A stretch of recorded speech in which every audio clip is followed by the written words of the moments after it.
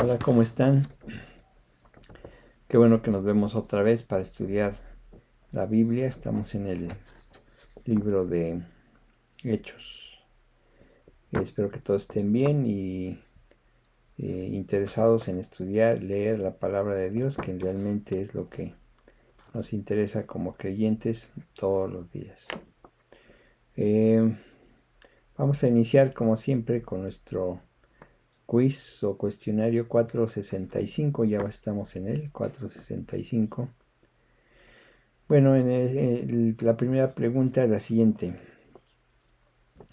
¿La cabeza de quién colgaron en el templo de Dagón?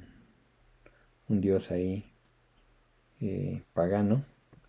¿La cabeza de quién colgaron en el templo de Dagón? Terrible historia, está en 1 Corintios 10, 8 al 10. La cabeza de Saúl. 2. ¿Cuáles fueron los hijos de Leví? Los hijos de Leví, que después viene la dinastía de los levitas, fueron Gersón, Coat y Merari. En Génesis 46:11 ustedes lo pueden ver. Gersón, Coat y Merari o Merari. 3. ¿Cuál era este grande y terrible desierto? ¿Se acuerdan que el Señor trajo al pueblo de Israel por este grande y terrible desierto? ¿A qué desierto se refería el Señor? Es al desierto que está entre Horeb o el Sinaí y Canaán. Eso lo pueden ver en Deuteronomio 1:19. Un desierto, como el mismo Señor lo dijo, terrible, lleno de animales y sin agua. Sin embargo, los trajo ahí durante 40 años y nunca les faltó nada. 4. Nombre hebreo de los tres amigos de Daniel. En el libro de Daniel se mencionan tres de sus amigos que tenían nombres, les habían puesto nombres babilonios, pero sus nombres hebreos originales eran Ananías, Misael y Azarías. Ananías, Misael y Azarías lo pueden ver en Daniel 1:6. 5. Esto es para ver en los mapas, consulten sus mapas ahí en su Biblia. Y la pregunta es, ¿dónde estaba Cades Barnea? Cades Barnea se menciona mucho en la Biblia, en el Antiguo Testamento. ¿Dónde estaba Cades Barnea? Ahí en sus Biblias pueden ver, en la frontera sur de Canaán. Entre Egipto y Canaán estaba Cades Barnea, que también era un desierto.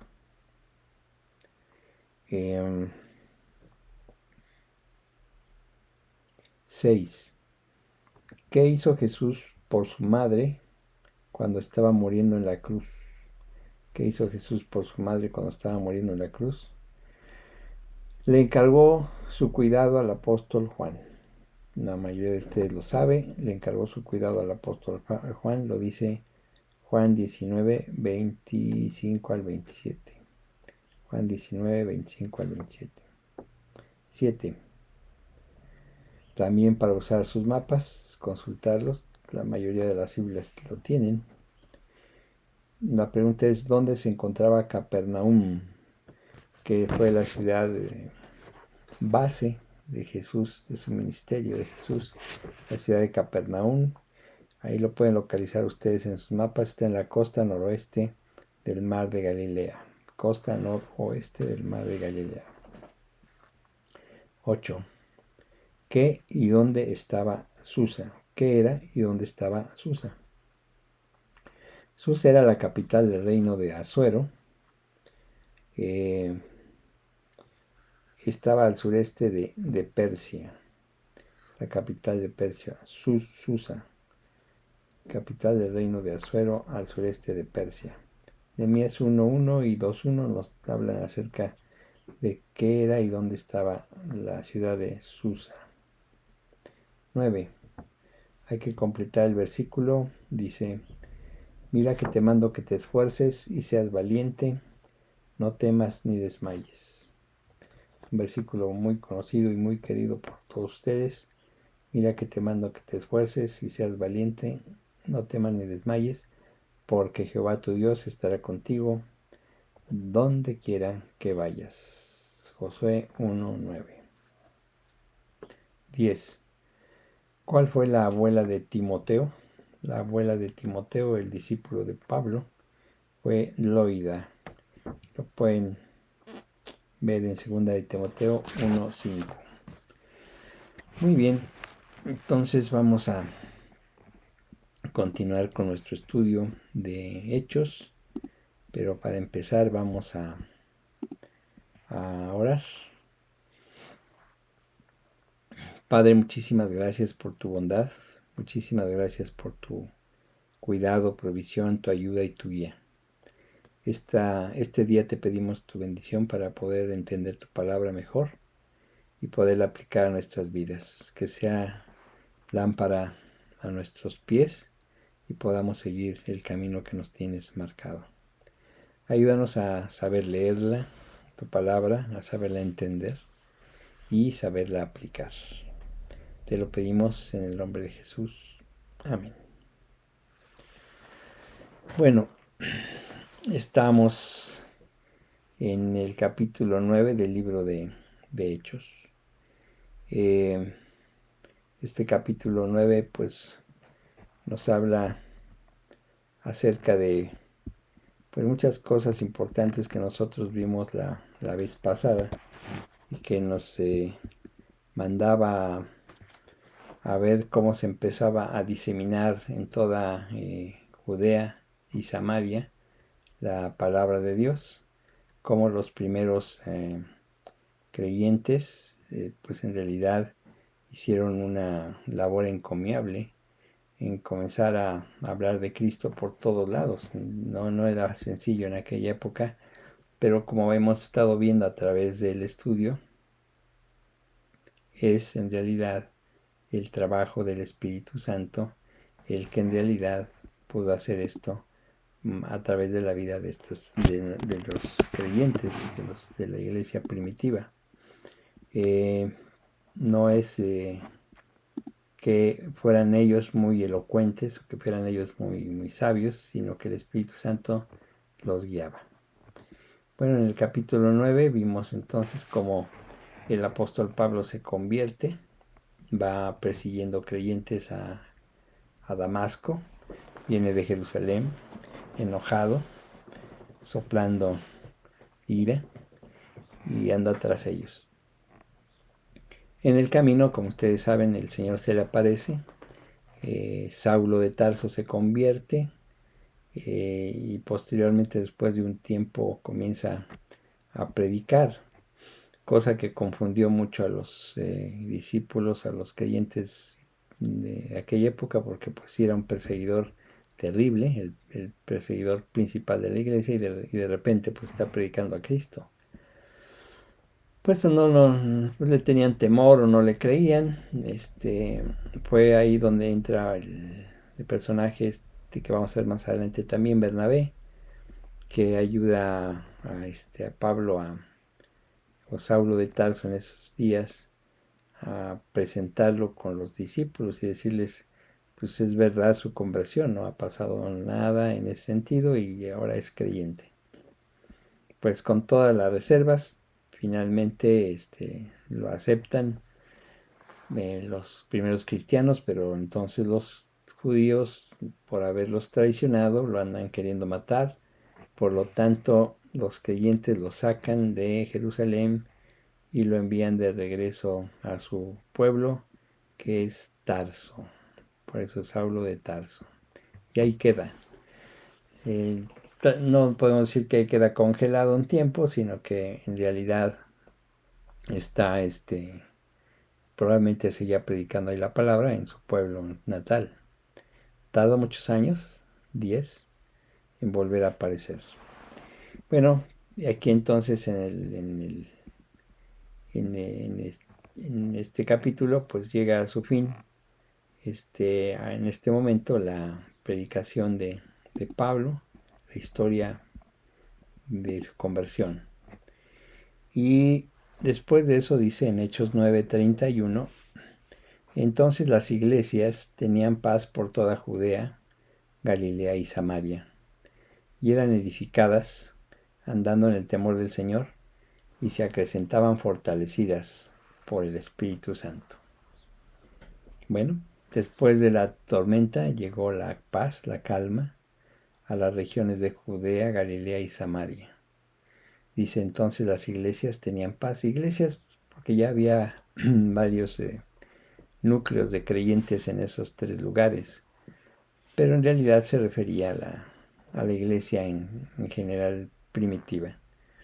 Eh, la que salió de Jerusalén, la que se originó en Jerusalén y después fue dispersada por la persecución en la después de la muerte de Esteban.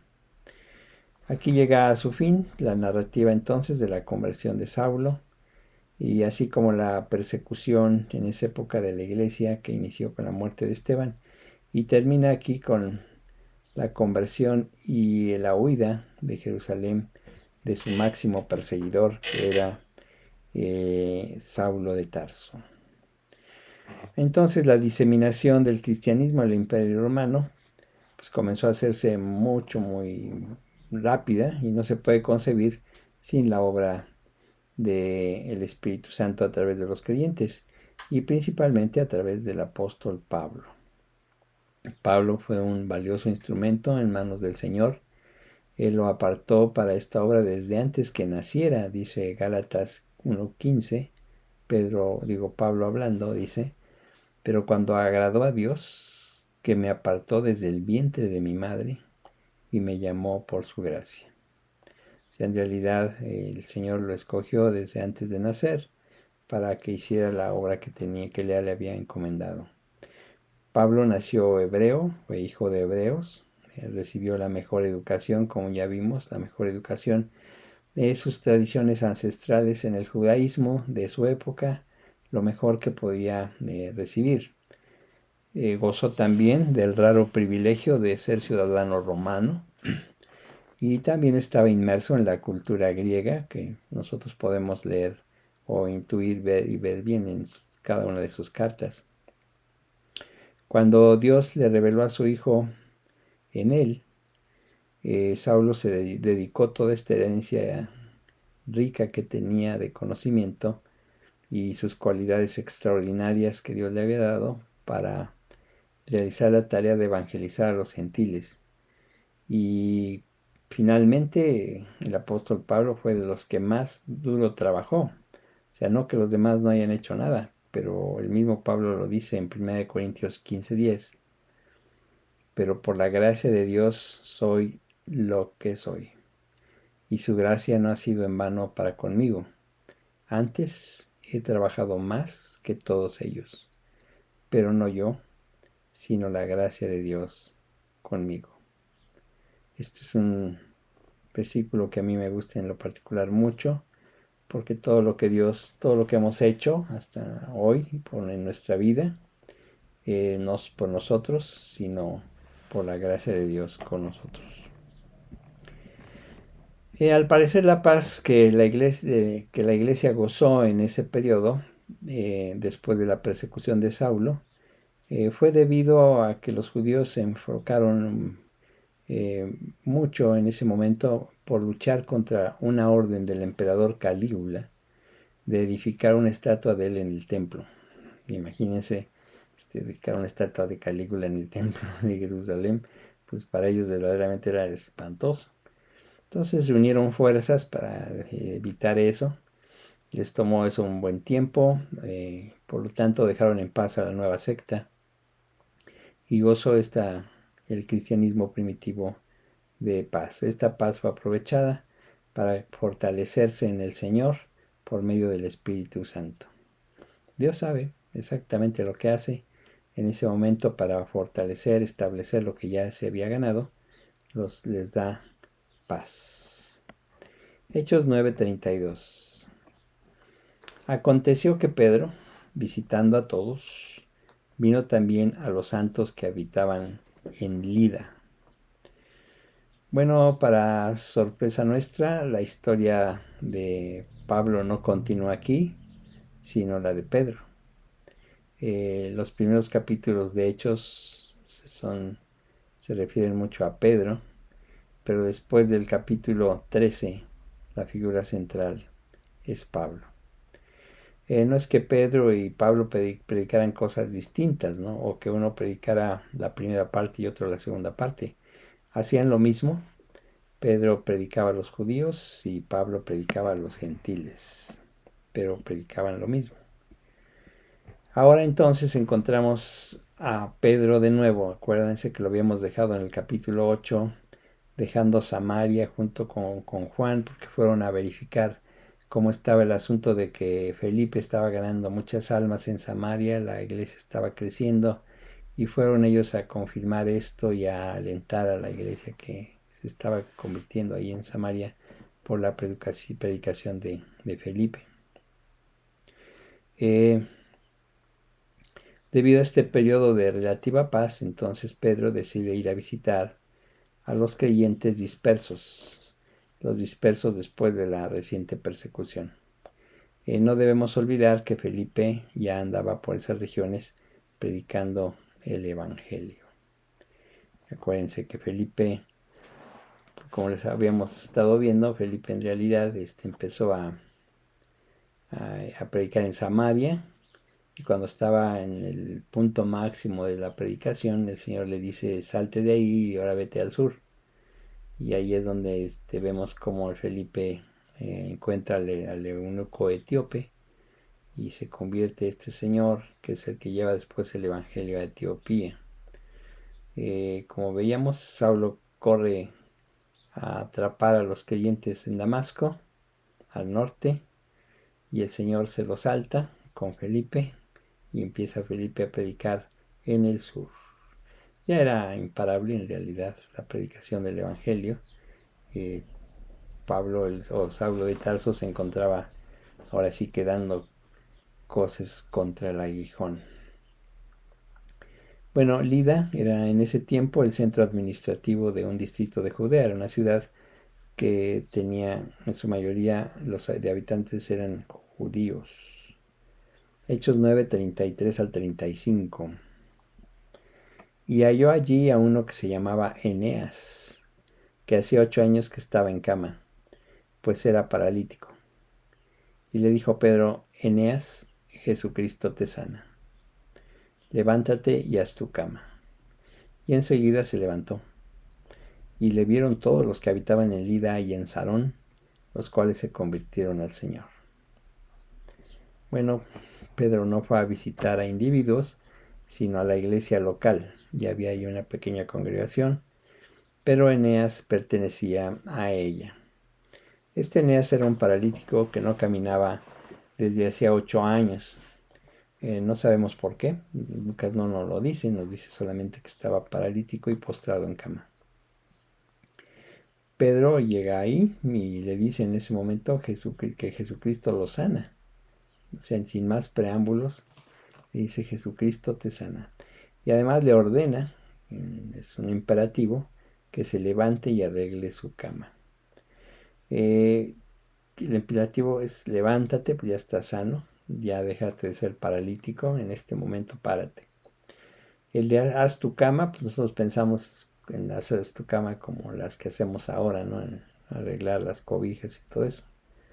Más bien se refería como en el pasaje ese que Jesús sana al paralítico que le descienden del techo, lo meten por el techo para que el Señor lo sane y el Señor le dice, levántate, toma tu camilla y vete. En este caso es algo parecido, ¿no? Levántate, arregla esto o toma esto y vete, ¿no? Camina.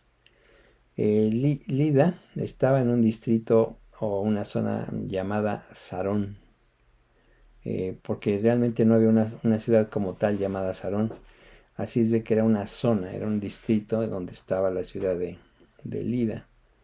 Así que toda la ciudad de Lida y toda la región de Sarón se enteraron de la curación de Eneas, que seguramente a Eneas lo conocían muchas personas y sabían de su condición. Al saber que muchos vieron que fue curado y otros lo supieron y entonces quisieron saber más del asunto, lo cual fue una verdadera y muy buena oportunidad de predicar el Evangelio. Como dice aquí, entonces hubo una buena cantidad de creyentes, porque dice, le vieron todos los que habitaban en Lida y en Sarón, los cuales se convirtieron al Señor. Seguía habiendo más y más creyentes convertidos. Acuérdense, primero 3,000, luego 5,000, luego estos, los de Samaria. En poco tiempo se estaba predicando el Evangelio muchísimo. Hechos 9, 36 al 38. Había entonces en Jope una discípula llamada Tabita, que traducido quiere decir Dorcas. Esta abundaba en buenas obras y en limosnas que hacía. Y aconteció que en esa época pues ya había muchísima gente que se convertía al Señor.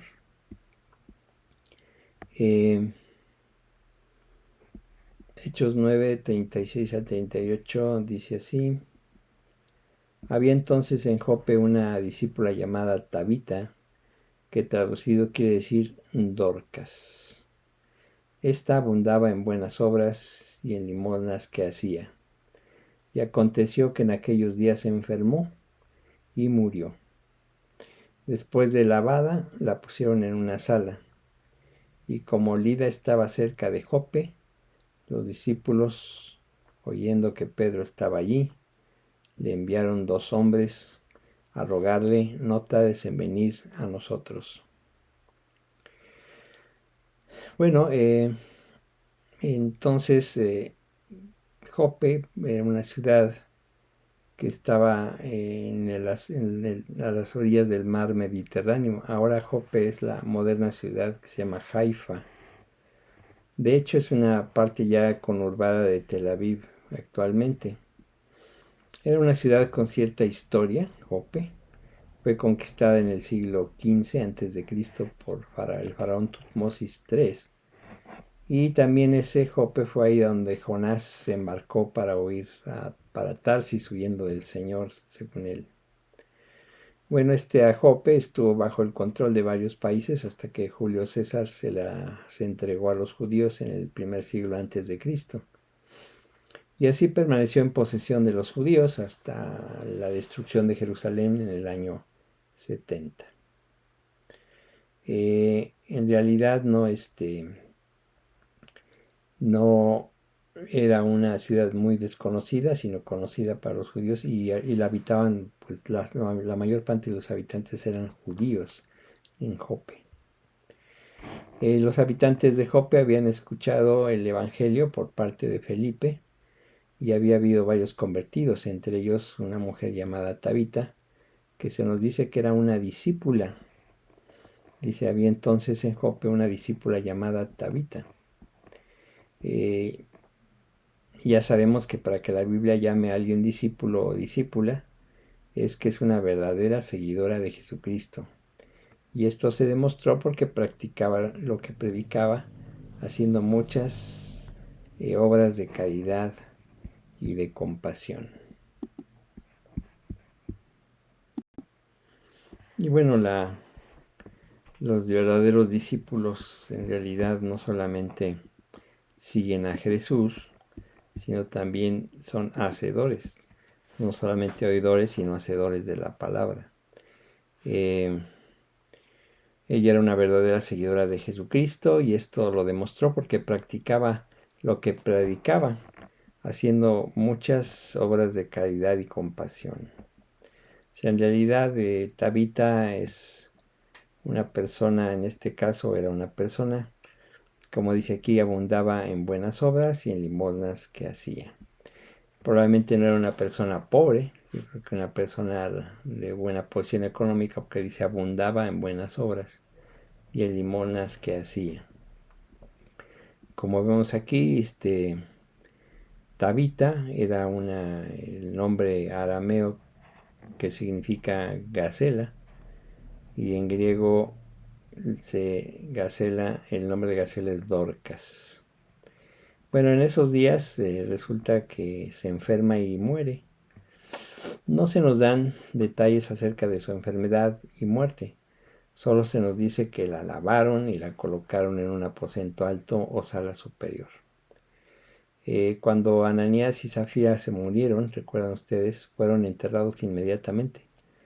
Y es que había una ley en Jerusalén que decía que no debía pasar un día el difunto sin que se le sepultara. Pero en la región de Jope, que era judía también, la tradición o se esperaban hasta 3 días, no los enterraban inmediatamente, por eso hubo tiempo aquí con Dorcas. En ese tiempo fue que, en esos días, primero o segundo tal vez, fue que fueron por Pedro a Lida. Lida está a 20 kilómetros de Jope de distancia. Y en esa zona se conocía lo que Pedro ya había hecho con Eneas. Así que esperaban de Pedro, estos que fueron por él, algún milagro de volverla a la vida, porque si no, no hubieran ido a buscarlo. Y además lo apuraban porque le decía, no tardes.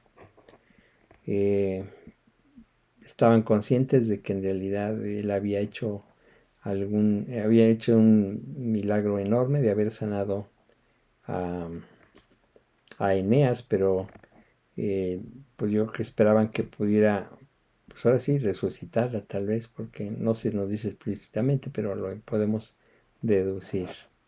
Hechos 9, 39 al 42. Levantándose entonces Pedro fue con ellos, y cuando llegó le llevaron a la sala, donde le rodearon todas las viudas, llorando y mostrando las túnicas y los vestidos que Dorcas hacía cuando estaba con ellas. Entonces, sacando a todos, Pedro se puso de rodillas y oró. Y volviéndose al cuerpo, dijo, Tabita, levántate.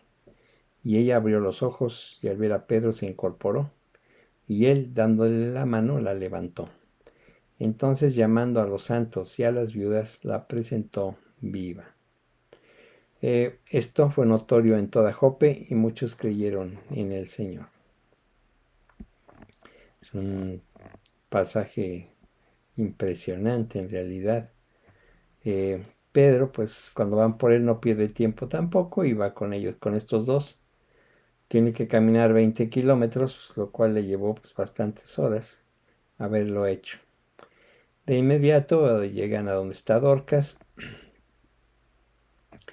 pero probablemente en el camino hacia Jope, de Lida a Jope, Pedro pensaba en qué iba a hacer, o qué sería, por qué el Señor lo mandaba ahí en este momento.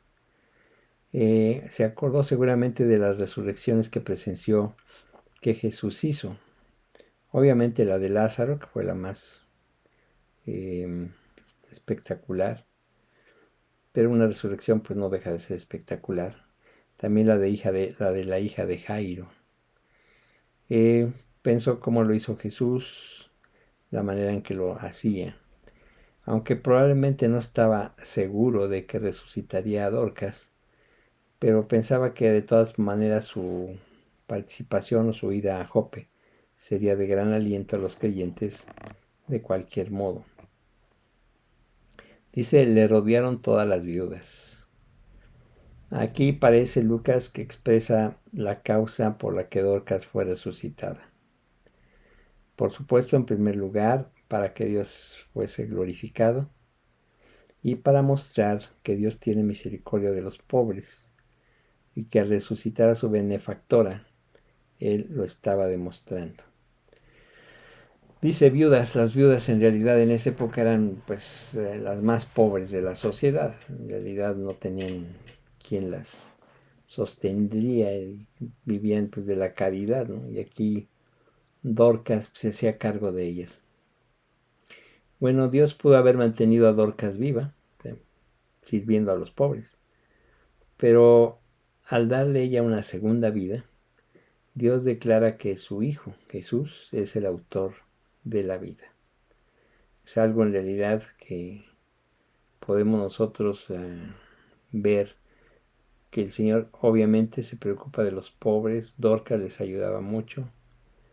Muere, pero no muere para entristecer a las viudas, sino para mostrar que Jesús, el Hijo de Dios, es el autor de la vida. Y eso a ellos y a nosotros.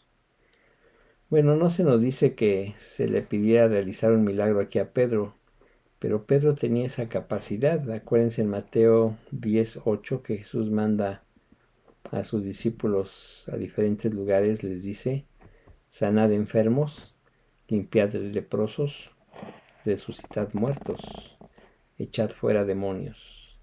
De gracia recibisteis, dad de gracia. O sea que yo creo que lo hizo. Eso no está registrado, pero él tenía la capacidad de hacerlo, guiado por Dios, resucitar muertos. Pero Pedro no podría actuar en forma independiente de Jesucristo, y por eso oró al Señor por ayuda. Recordando cómo Jesús había resucitado a la hija de Jairo, sacó del cuarto a las personas, como lo hizo Jesús en ese momento. Y así a solas oró en forma ferviente de rodillas a Cristo, de acuerdo con la voluntad de Dios. Se puso a orar en forma ferviente. Sí, que yo recuerde, no se menciona mucho, no se menciona que se ore de rodillas, pero aquí dice que sí, que lo hizo Pedro, lo cual habla acerca del fervor con que lo hacía. Claro, orando de acuerdo con la voluntad de Dios. Bueno, volviéndose al cuerpo, dijo: Tabita, levántate. Bueno, a diferencia de los que hicieron resucitaciones en el Antiguo Testamento como Elías y Eliseo, ellos tocaron el cuerpo de la persona, pero aquí Pedro no toca a Dorcas, solo le habla. Jesús es el que resucita obviamente a esta mujer. Ella abre los ojos y ve a Pedro. Bueno, se levanta Dorcas, llena de vida, sin rastro de la enfermedad que la había matado. Y todo lo que Dios hizo en ese momento, pues tuvo verdaderamente un propósito bien definido, como ya vimos. Finalmente, en algún momento, años después, yo creo que Dorcas volvió a enfermar y morir de esta segunda vida que Dios le dio, pero nos dejó por escrito este suceso para nuestra edificación y saber que para Dios no hay nada imposible y que lo que hace es lo mejor para sus propósitos, aun si no la hubiera resucitado.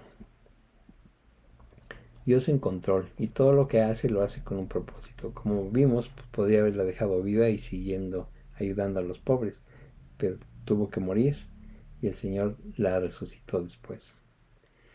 Al darse cuenta Pedro de que Dorcas estaba llena de vida, le da la mano para ayudarle a levantarse, y así, llamando a los demás, se las presentó viva. Verdaderamente algo impresionante.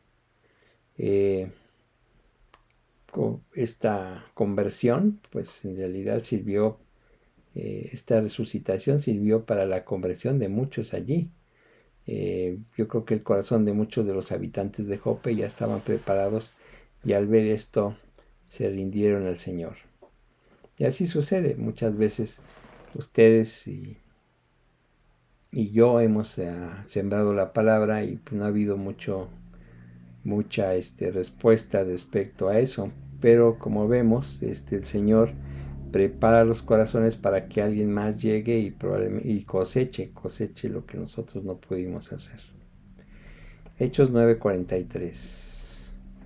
Y aconteció que se quedó muchos días en Jope, en casa de un cierto Simón Curtidor.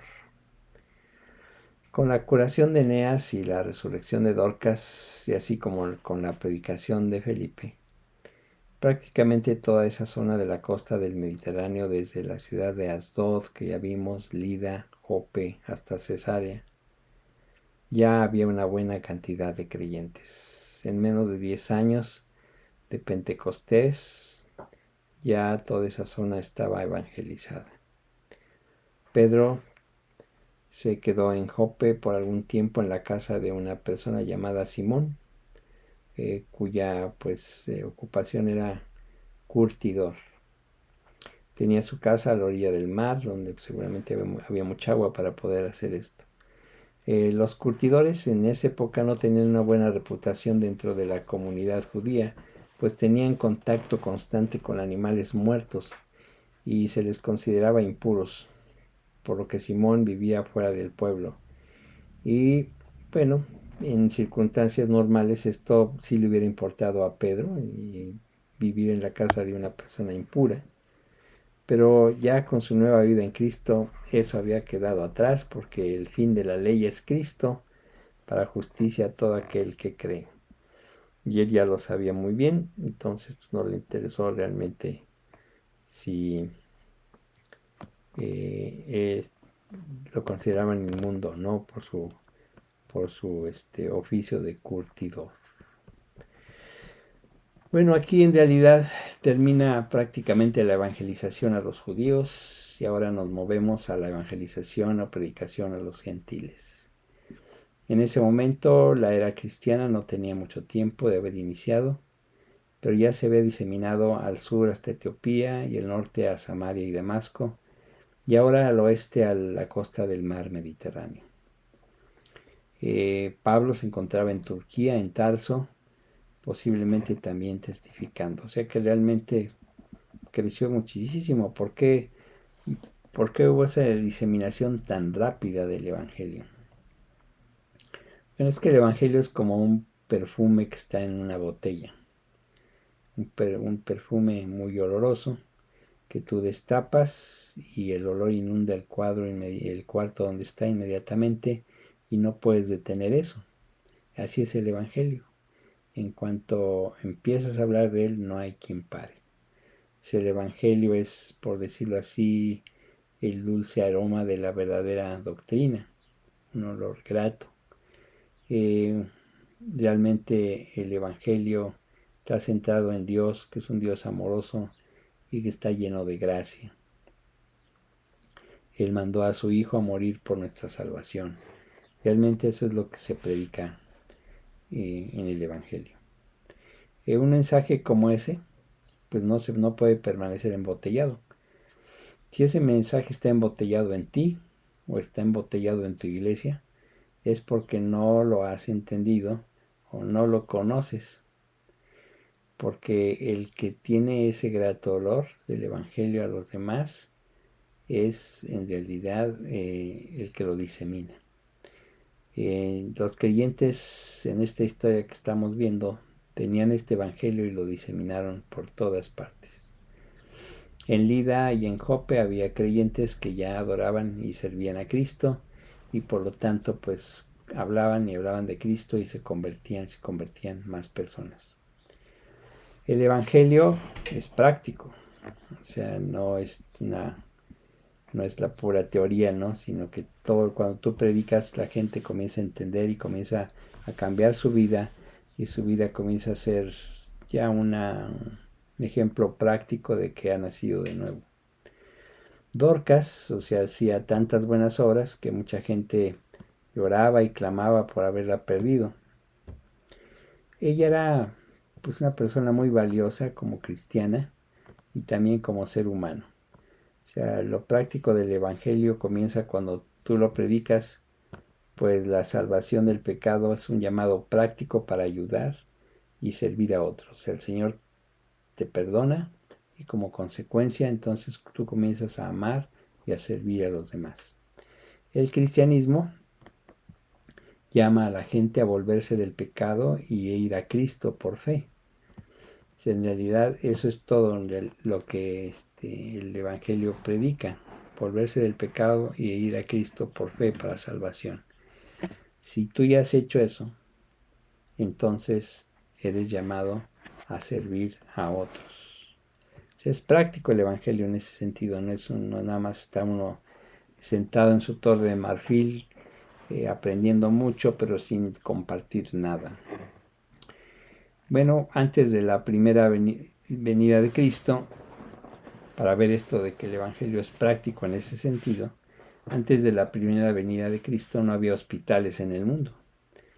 Si alguien se enfermaba en casa, pues entonces los familiares se hacían cargo del enfermo. Sí había doctores, pero no había hospitales. Nadie había establecido instituciones que cuidaran a los enfermos, y menos a los pobres e incapaces que no podían pagar algún tratamiento. Pero cuando el cristianismo llegó, o sea, la luz de la medicina le siguió y los hospitales se fundaron por todos lados, por iniciativa de los creyentes. El primer hospital del que se tiene registro es un hospital en el año 372 después de Cristo por San Basilio el Grande, un creyente en Cesarea de Capadocia, que fue el primero en proporcionar asistencia médica a los que ahí llegaban.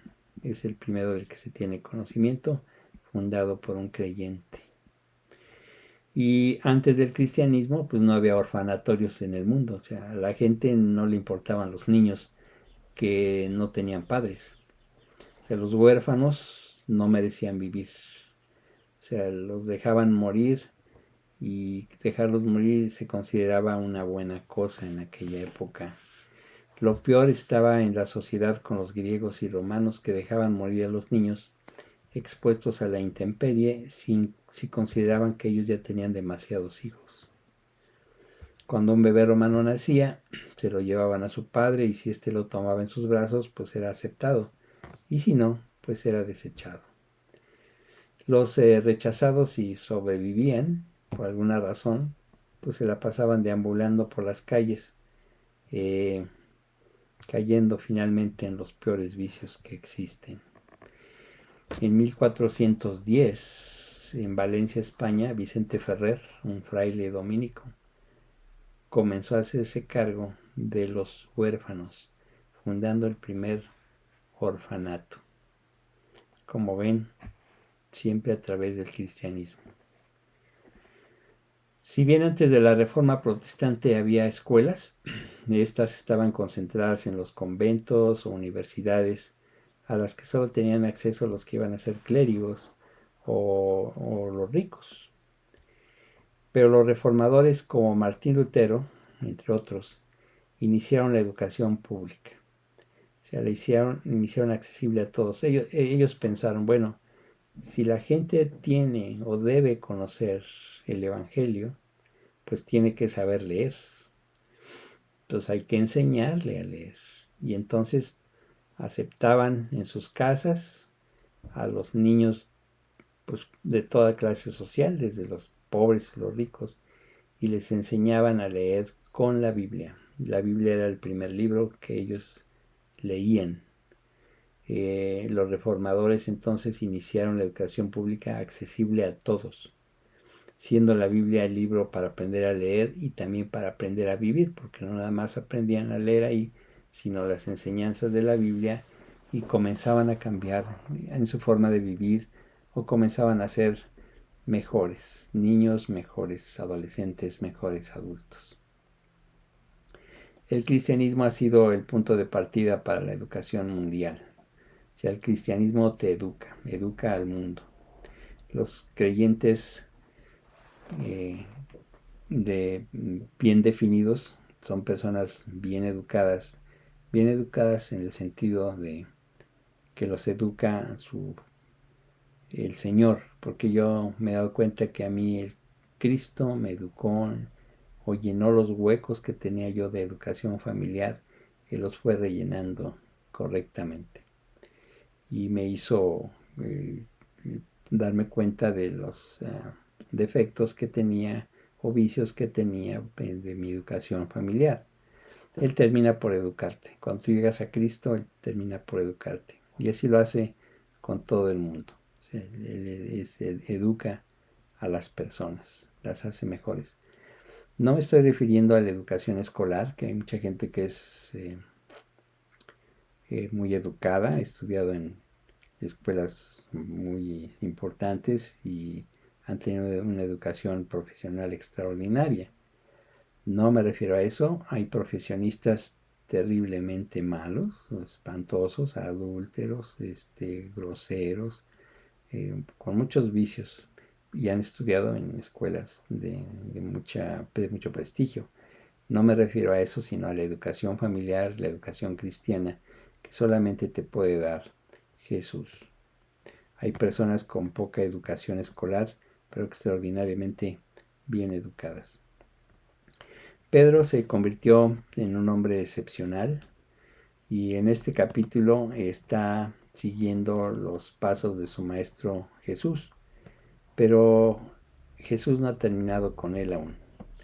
Vamos a ver en el siguiente capítulo a Pedro siendo enviado a Cornelio, un romano, un gentil, un no judío, y Dios va a usarlo, va a usar a Pedro para abrir la puerta del Evangelio a los no judíos. Dios no ha terminado en este momento con Pedro y tampoco ha terminado contigo. O sea, no importa de dónde vienes, no importa qué sabes del Evangelio o cuánto has caminado en la vida cristiana. Dios no ha terminado contigo. Sigue trabajando en tu vida. Tú debes de seguir aprendiendo, haciendo, sirviendo, amando a los demás, porque el Señor sigue trabajando en ti, porque tiene un propósito en ti y lo va a cumplir hasta que te llame a su presencia o venga por nosotros. Lo que tenemos que entender es que en la medida en que leemos, estudiamos y compartimos el Evangelio, y el Señor sigue trabajando en nosotros, nos sigue haciendo útiles. Ha designado un tiempo para nosotros de trabajo aquí y en el momento en que lo cumplamos, pues finalmente nos llamará. Todo creyente es el que ha recibido a Cristo en su corazón. Todo discípulo es el que lo ha recibido y además lo sigue. Sigue a Jesús, no nada más lo ve de lejos, sino que lo sigue de cerca. La gente que no es creyente podrá ser muy educada, pero no es salva. No se va a salvar del infierno, porque no ha creído en Jesús como su Señor y como su Salvador. El Evangelio que estos hombres que acabamos de ver predicaron y hicieron que se convirtiera mucha gente es que Cristo vino a morir por tus pecados, que Él murió en la cruz por ellos, porque se necesitaba un sacrificio que tú no podías llevar a cabo, y que Él resucitó al tercer día de entre los muertos. Ese es el Evangelio. Entonces hoy se te llama a ti a que tú creas en Jesús como el Salvador. Si tú crees en Jesús como el Salvador, pues entonces te salvas y pasas de muerte a vida. Tus pecados te son perdonados y tendrás entonces también la resurrección para que estés en su presencia. El Evangelio es ese, así de sencillo. Tienes que creer, no tienes que hacer. Dorcas hacía obras, pero no las hizo para salvarse, las hizo como consecuencia de haber creído primero en Cristo. Si tú te das cuenta hoy que eres pecador y que no has considerado a Cristo en tu vida para salvación, pues es el momento. Solo en Jesús hay salvación. Te invito a que tú hoy vengas al conocimiento de Cristo para que te salves y pases de muerte a vida y puedas llegar a la vida eterna con Dios o ante Dios y no separado de Él por la eternidad en el infierno. Vamos a orar para que tú puedas hacer una decisión por Cristo. Si tú eres sincero en lo que vamos a decir y ahí lo que tú repitas, pues entonces te salvas. Donde quiera que estés, solamente inclina tu rostro y vamos a orar. Señor Dios, entiendo que soy pecador, que lucho con eso, que no he podido deshacerme de mi pecado y que este pecado me condenará en la eternidad. Pero te pido perdón por mis pecados y me arrepiento de ellos. Y acepto lo que Jesús hizo en la cruz por mí para el perdón de mis pecados. Creo en Él como el Salvador y el Señor de mi vida. Lo acepto. Y también creo que Él resucitó al tercer día de entre los muertos, para que esa resurrección también sea conferida a mí y pueda estar yo en su presencia para siempre. Todo esto lo entiendo y lo acepto porque tu palabra lo dice. En el nombre de Jesús. Amén. Este es en realidad el Evangelio. Si tú has creído por fe, como yo y muchos de los que están escuchando esto lo hicieron hace tiempo, sus vidas cambian. Tu vida va a cambiar y va a ser diferente. Y Dios se va a encargar de lo que tú necesitas, de tu trabajo, de tu familia, para que puedas de esa manera darle gloria y honra a Él. Bueno, nos vemos, si Dios quiere, la próxima semana para continuar nuestro estudio del libro de Hechos. Que Dios los bendiga y no dejen de leer, de estudiar, de orar y de practicar la palabra.